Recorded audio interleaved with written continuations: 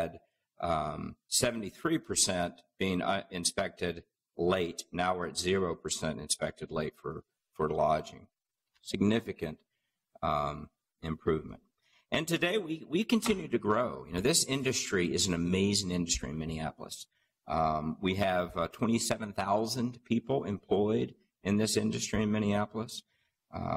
It provides almost $26 million in direct sales tax revenues to the city and almost $6 million in fees through license fees to the city. Ryan mentioned our guiding principles, and that's why I brought this box here.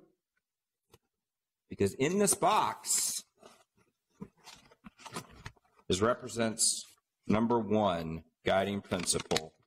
And this is what you do not want to receive. It is a stool collection kit.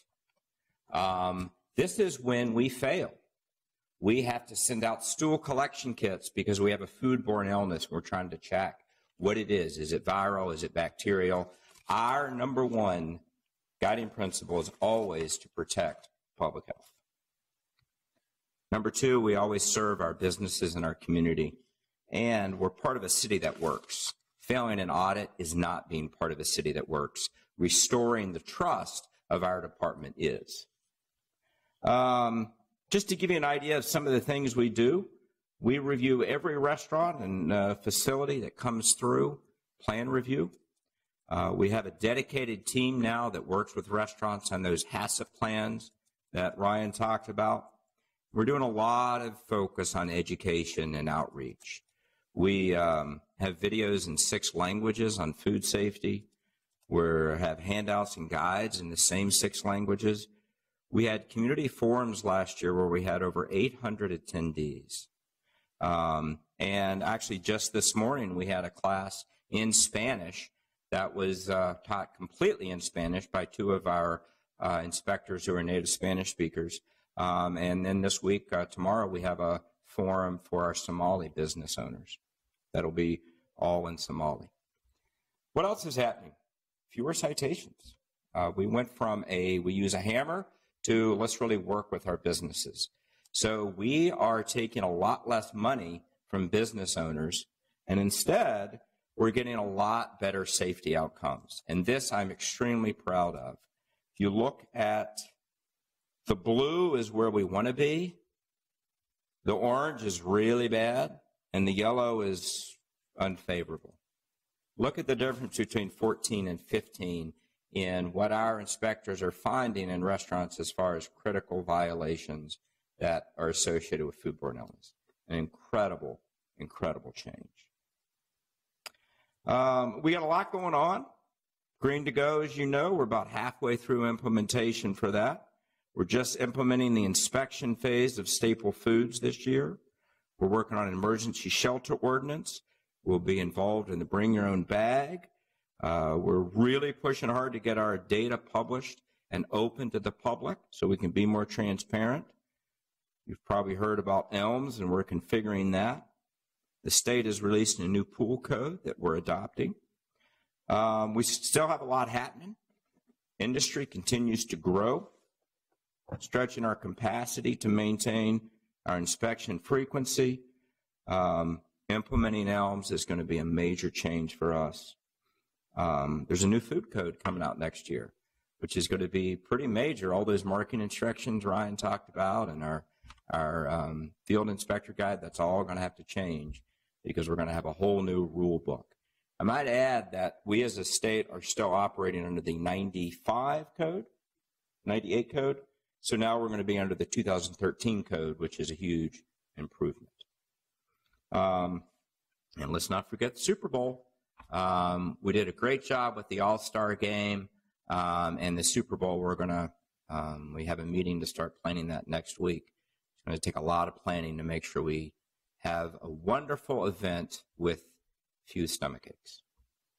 So, thank you. Well, thank you. And that last slide didn't even account for all the many new ordinances that me and my colleagues haven't even figured out yet that we're going to be bringing forward soon. Create more. Well, we can hardly wait. Yeah, I like that attitude.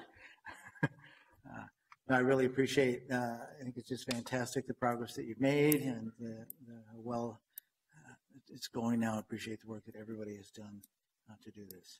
It's fantastic. Councilmember Bender, did you have a comment? Thank you, Mr. Chair. I would echo the comments about how incredible the progress is, and it's sort of a luxury to be able to ask this question. But I interact a lot with the businesses in my ward as they open or change owners, and I think I've seen improvement even in my time in office. But I was interested in the peer inspections piece, because one of the things I hear about from the businesses in my ward is this inconsistency issue. And they'd have one inspector come and say something, and then another inspector come and say something else, and the frustration that causes. And then I just wanted to thank all of so I wanted to see if you could talk about that a little bit. Not to sound too negative about it. I think, like I said, I've seen tons of progress even over the last couple of years. And I think, our staff here, I wanted to thank you for your work, because you're sort of the front line of interacting with all of these businesses that really are driving a really important part of our economy. And you're there to make sure that they're not getting people sick and to keep the public safe. But you're also helping support our businesses in the city and make sure our economy is growing, that our local businesses feel supported. And that's kind of a challenging balance to strike, I think, when you're there to sort of inspect and make sure everything's right, but also do it in a supportive way that makes our businesses feel welcomed and supported in the city. So I wanted to said a lot about that, but wondered if you could comment maybe on the peer inspections and anything else that we're doing in this front line interacting with businesses to make sure that our businesses feel welcome and supported. Mr. Chair, Councilmember Bender, that's a great question, and it's something that we wrestle with it every day. My mom used to say, all of us idiots have our secrecies, and there's human variation, right? What one person looks at is going to be different from what another person looks at. What I talk about is how do we have that variation really tight around a mean? And so we have invested heavily in doing that, both through our day-to-day interaction, but through our systems. So the peer-to-peer inspections is very important for that. It does a couple things. One, it allows our inspectors to work as a team, knowing that we are in this as a team. We're not lone wolves out there on our own inspection district, and that as a team, we support each other. I think that helps with morale. We have Kathy and Bob, Kathy is here, I think Bob's at the dentist, who will review inspection reports from every inspector every month and sit down with them to discuss the reports and talk about how we as Minneapolis are going to call things so that we're all consistent. We have the technical meeting that Ryan mentioned, which is led by the senior health inspectors. Once a month for about an hour and a half, all the inspectors come together and discuss one or two specific code issues and how we as Minneapolis will call those. So are we perfect? No. Are we a lot better than we used to be? Yes. Are we going to get even better? I hope so. That's my goal. Thank you. One of the slides I liked the best was when it talked about the violations per restaurant.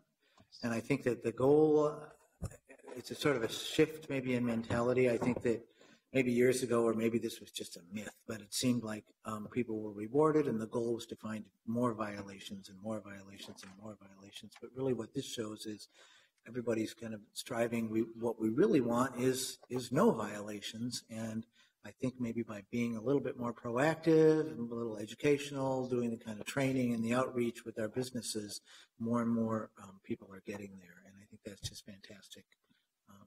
And it's pretty amazing that 74% are under 2 or fewer.